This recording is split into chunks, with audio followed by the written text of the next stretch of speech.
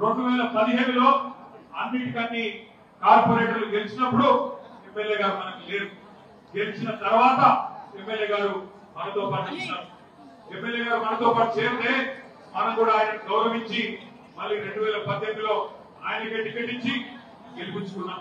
2018 ఎన్నికల తర్వాత ప్రభుత్వం వచ్చిన తర్వాత మీ శేర్లింగంపల్లి ఎమ్మెల్యే గారికి ఆనాడు క్యాబినెట్ ర్యాంకుతో సమానమైన ప్రభుత్వ విప్ పదవిని కూడా ఇచ్చి గౌరవించింది పెద్దలు కేసీఆర్ గారు.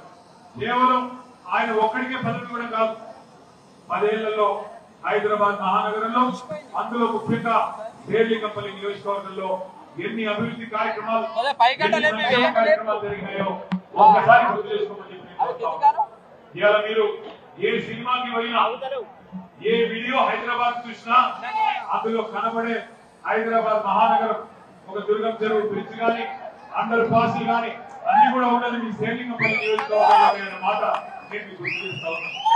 ఏ సినిమా చూసినా తెలుగు సినిమా అందులో ఖచ్చితంగా కనబడేది మీ శేర్లింగంపల్లి నియోజకవర్గం. శేర్లింగంపల్లి అంటే అభివృద్ధికి నమూనాగా మారింది.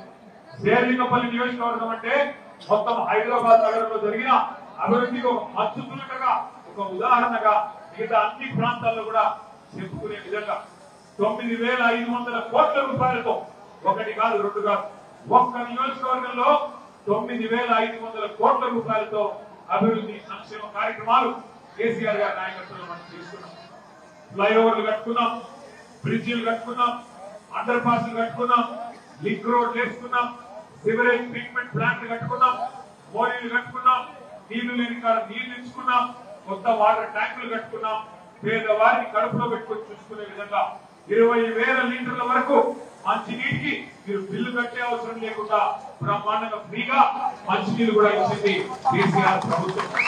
అట్లాగే ఇవాళ ఈరోజు కాంగ్రెస్ ప్రభుత్వం వచ్చినాక ఏం చేసింది అనేది తర్వాత విషయం. కానీ కేసీఆర్ ప్రభుత్వంలో పేదలు ఎక్కడైనా ప్రభుత్వ భూముల్లో తెలుసో తెలియకో ఒక గుడిసె వేసుకుంటే, ఒక చిన్న గూడు కట్టుకుంటే 1,00,000 మంది పేదవారికి పట్టాలిచ్చి వారిని కడుపులో పెట్టుకొని చూసుకున్నది కేసీఆర్ ప్రభుత్వం. జీవో నంబర్ 58 ద్వారా, జీవో నంబర్ 59 ద్వారా కడుపులో పెట్టుకొని చూసుకున్నది పేదవారిని కేసీఆర్ ప్రభుత్వం. 200 రూపాయల పెన్షన్ ఉంటే దాన్ని 2,000 రూపాయలు చేసుకున్నాం. అట్లాగే ఎన్నో సంక్షేమ కార్యక్రమాలు. పేదింటి ఆడబిడ్డ పెళ్లి చేసుకుంటే 1,00,000 రూపాయలు మరి కళ్యాణ లక్ష్మి పేరుతో, షాదీ ముబారక్ పేరుతో. సర్కారు దవాఖానకు పోయి ప్రసూతి అయితే కేసీఆర్ కిట్టు పేరుతో ఆ బిడ్డకు మరి పుట్టిన తల్లికి సౌలత్. అట్లాగే ఆడబిడ్డ పుడితే 13,000, మగ పిల్లోడు పుడితే 12,000. ఎన్నడూ కూడా కులం మతం పేరు మీద రాజకీయం చేయలేదు, ప్రాంతం పేరు మీద రాజకీయం చేయలేదు కేసీఆర్ ప్రభుత్వం. ఏం చేసినాం మనం అన్నాడు? ఆడపిల్లలుంటే దసరా బతుకమ్మ వస్తే హిందూ స్త్రీలైతే, హిందూ ఆడబిడ్డలైతే వారికి బతుకమ్మకు ఒక కానుక బతుకమ్మ చీర రూపంలో ఉండేది. అదే ముస్లిం పేదలైతే రంజాన్ తోఫా వచ్చేది మీ ఇంటికే. అట్లాగే క్రిస్టియన్స్ అయితే క్రిస్మస్ గిఫ్ట్ వచ్చేది. ఇట్లా 10 ఏళ్ల పాటు అన్నాదమ్ముల మాదిరిగా ఏ పంచాయతీ లేకుండా, ఏ బాధ లేకుండా అభివృద్ధి సంక్షేమం, పేదలని సంక్షేమం ద్వారా ఆదుకోవడం, నగరాన్ని అభివృద్ధి చేసి ఈ నగరం తెలంగాణకు గుండెకాయ లాంటి ఈ నగరం ఎంత ఎదిగితే తెలంగాణలోని పేదలకి అంత మేలు చేయవచ్చు అన్న ఆలోచనతో నగరాన్ని పట్టణ అభివృద్ధిలో అగ్రభాగాన్ని నిలబెట్టింది కేసీఆర్ గారి నాయకత్వం. ఇదంతా మీకు ఎందుకు చెప్తున్నా అంటే మీకు తెలియదని కాదు, తెలుసు కాబట్టే 2023లో కూడా హైదరాబాద్ లో ఒక్క సీటు కూడా కాంగ్రెస్ కి ఇవ్వకుండా మొత్తం గులాబీ జెండానే ఎగిరేసింది ఏ హైదరాబాద్ ప్రజలనే మాట కూడా నేను గుర్తు చేస్తా ఉన్నాను. మీ శేర్లింగంపల్లి నియోజకవర్గంలో కూడా బ్రహ్మాండమైన మెజారిటీనిచ్చి మీరు ఎమ్మెల్యే గారిని గెలిపించారు. పక్కన కూకట్పల్లిలో 72,000 ఓట్లతో ఇక్కడ కృష్ణారావు గారు, అవతల పక్కన కుత్బుల్లాపూర్ లో వివేకానంద గౌడ్ గారు 85,000 ఓట్లతో వివేక్ గౌడ్ గారిని అక్కడ గెలిపించుకున్నారు. మొత్తం హైదరాబాద్ లో ఏ ఒక్క చోట కూడా రెండో ఆలోచన లేకుండా అఖండమైన మెజారిటీతో హైదరాబాద్ ప్రజలు బ్రహ్మాండమైన తీర్పిచ్చినారు. కానీ ఏం జరిగింది? హైదరాబాద్ లో మీరందరూ చైతన్యవంతంగా ఆలోచించి అభివృద్ధిని చూసి, సంక్షేమాన్ని చూసి, కేసీఆర్ నాయకత్వాన్ని చూసి మీరు ఓటేసినారు. ఎమ్మెల్యే గారిని చూసో ఇంకోటిని చూసో కాదు. కేసీఆరే ముఖ్యమంత్రి ఉండాలి, కేసీఆరే ఈ రాష్ట్రాన్ని నడపాలి అనే ఆలోచనతో మీరు ఓటేసినారు. కానీ జిల్లాలలో కాంగ్రెస్ పార్టీ పెట్టిన ఆశలు, కాంగ్రెస్ పార్టీ ఏదైతే అరిచేతిలో వైకుంఠం చూపెట్టిందో దాన్ని కొంతమంది మన సోదరులు నమ్మినారు. ఎన్ని మాటలు చెప్పినారు, ఎన్నెన్ని హామీలు, ఎన్నెన్ని అందమైన రంగుల కళలు ఒక్కసారి గుర్తు తెచ్చుకోండి. కేసీఆర్ గారు 2000 పెన్షన్ ఇస్తే నేను 4000 ఇస్తా. కేసీఆర్ గారు ఇంట్లో ముసలమ్మకో ముసలయ్యకో ఇస్తున్నాడు, నేను ఇద్దరికీ ఇస్తా. ఒకరికి కాదు, ఇద్దరికీ ఇస్తా. ముసలమ్మకి అత్తమ్మకి 4000, కోడలి పిల్ల ఉంటే కోడలి పిల్లకి నెలకెంత 2500. ఇవన్నీ 100 రోజుల్లోనే చేస్తా. 100 రోజులు 100 రోజులు సినిమాలకి శత దినోత్సవం పండుగ చేసినట్టు మా ప్రభుత్వం రాగానే 100 days లోపల 100 రోజుల లోపల శత దినోత్సవం నిండే లోపల మొత్తం 6 గ్యారంటీలు అమలు చేస్తా. ముసలోళ్లకు 4000, ఆడబిడ్డలకి 2500, తులం బంగారం ఇస్తాం, ఆ చదువుకునే ఆడపిల్లలకి స్కూటీలు ఇస్తాం అని చెప్పి నోటికొచ్చిన వాగ్దానాలు మొత్తం కలిపి 420 హామీలు ఇచ్చి, అది దించండి, 420 హామీలు ఇచ్చి 420 హామీలు ఇచ్చి మరి ఓట్లు కొల్లగొట్టి అధికారంలోకి వచ్చింది కాంగ్రెస్ ప్రభుత్వం. సరే, ఎవరు అధికారంలో శాశ్వతం కాదు. అప్పుడప్పుడు అధికారంలో ఉంటాం, ప్రజల దయ ఉంటే అధికారంలో ఉంటాం, లేదంటే పక్కన కూర్చుంటాం. మరి మేము కూడా అనుకున్నాం 6 నెలలు ఏం మాట్లాడొద్దు, పెద్దలు కేసీఆర్ గారు చెప్పినారు.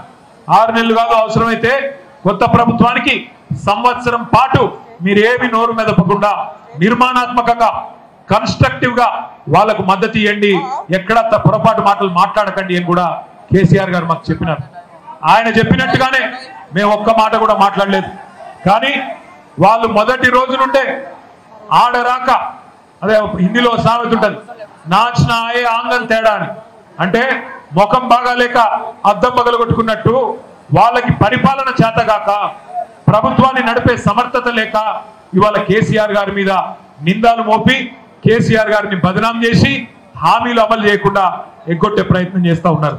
మాట్లాడితే ఒకటే మాట, కింద ఉండే కాంగ్రెస్ కార్యకర్త నుండి మరి ముఖ్యమంత్రి దాకా ఒకటే మాట, ఒకటే డైలాగ్, అప్పుల పాలైపోయింది రాష్ట్రం, అప్పుల పాలైపోయింది. నేను ఒక్క మాట అడుగుతా ఉన్నా, మిమ్మల్ని ఆలోచించమని కోరుతా ఉన్నా. మనందరికీ గుర్తుంది, ఎక్కువ రోజులు ఏం కాలేదు, సరిగ్గా 5 ఏళ్ల కిందట ఇదే హైదరాబాద్ లో, ఇదే తెలంగాణలో, మన భారతదేశంలో అట్లాగే ప్రపంచమంతా కరోనా వ్యాధి వచ్చింది. గుర్తుందా? అందరం కూడా ఎన్నడూ ఊహించలేదు మనం. కరోనా వస్తే మూతికి బట్ట కట్టుకొని ఇంటికి గొల్లెం పెట్టుకొని ఎవరి ఇంట్లో వాళ్ళు పని లేకుండా ఇంకోటి ఏం లేకుండా బతికితే చాలు, ప్రాణాలు దక్కితే చాలు అన్నట్టు ఎవరి ఇంట్లో వాళ్ళు ఉండే పరిస్థితి వస్తుందని పొరపాటును కూడా అనుకోలేదు.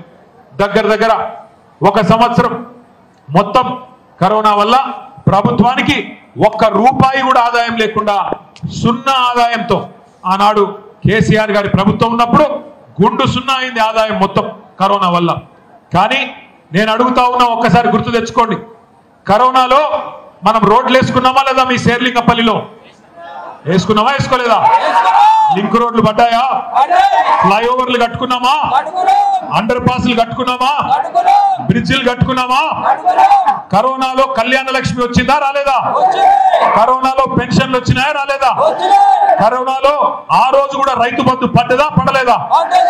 అంటే నేను అడిగేది ఒకటే, మరి రూపాయి ఆదాయం లేకపోయినా కేసీఆర్ ముఖ్యమంత్రిగా ఉన్నప్పుడు రైతులకు రైతు బంధు ఆగలేదు, హైదరాబాద్ లో బ్రిడ్జ్ లాగలేదు, మంచినీళ్ళు ఆగలేదు, రోడ్ల నిర్మాణం ఆగలేదు.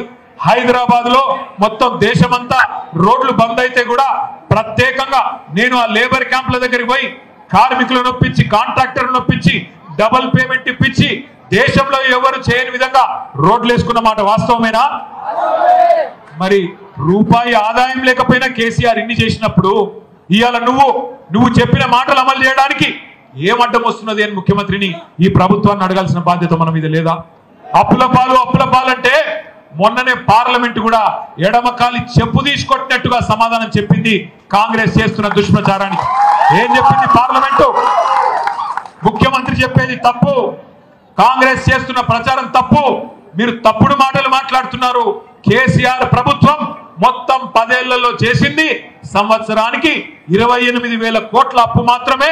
10 ఏళ్లలో చేసింది కేవలం 2,80,000 కోట్ల అప్పు మాత్రమే అని పార్లమెంటులో స్వయంగా కేంద్ర ప్రభుత్వం చెప్పింది.